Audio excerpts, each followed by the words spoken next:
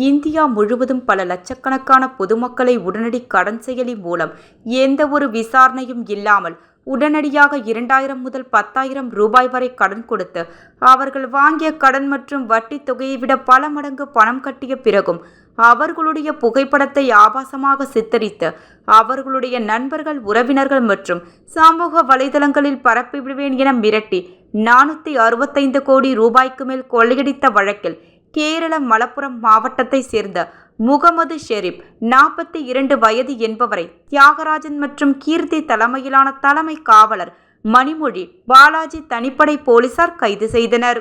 இந்த வழக்கில் இந்தியா மட்டுமல்லாமல் பல்வேறு நாடுகளில் உள்ள இணையவழி மோசடி கும்பலுக்கும் இந்த மோசடி கும்பலுக்கும் தொடர்பு உள்ளது கண்டுபிடிக்கப்பட்டுள்ளது. மேலும் கொள்ளையடித்த பணத்தை கிரிப்டோ கரன்சியாக மாற்றி மிக எளிதாக வெளிநாடுகளுக்கு அனுப்பியது தெரியவந்துள்ளது. மேலும் ஆன்லைன் கேமில் பணம் ஜெயிப்பவர்களுக்கு இணையவழி மோசடியில் வந்த பணத்தை அனுப்பியதும் விசாரணையில் தெரியவந்துள்ளது. மோசடி செய்து மக்களை மிரட்டி சம்பாதித்த பணம் 465 கோடி ரூபாய்க்கு மேல் இருப்பதால் மத்திய அமலாக்க என்ஃபோர்ஸ்மெண்ட் டைரக்டரேட் துறையும் இது சம்பந்தமான தகவல்களை புதுச்சேரி காவல்துறையிடம் இருந்து கேட்டு பெற்று அவர்களும் விசாரணையை துவங்கியுள்ளனர்.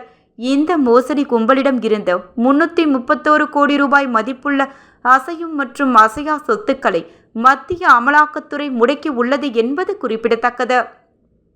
கைது செய்யப்பட்ட நபரிடம் பெற்ற வாக்குமூலத்தின்படி இன்னும் பல்வேறு நபர்கள் இதில் தொடர்பில் இருப்பது தெரியவந்துள்ளது.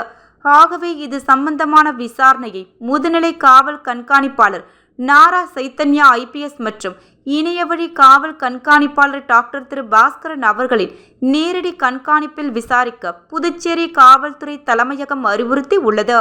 இந்த மோசடி வழக்கில் கேரளாவை சேர்ந்த மிகப்பெரிய டிராவல்ஸ் நிறுவனம் ஒன்றும் தொடர்பு உள்ளது தெரியவந்துள்ளதால் அதை பற்றி விசாரிக்க புதுச்சேரி இணையவழி போலீசார் கேரளா சென்றுள்ளனர்.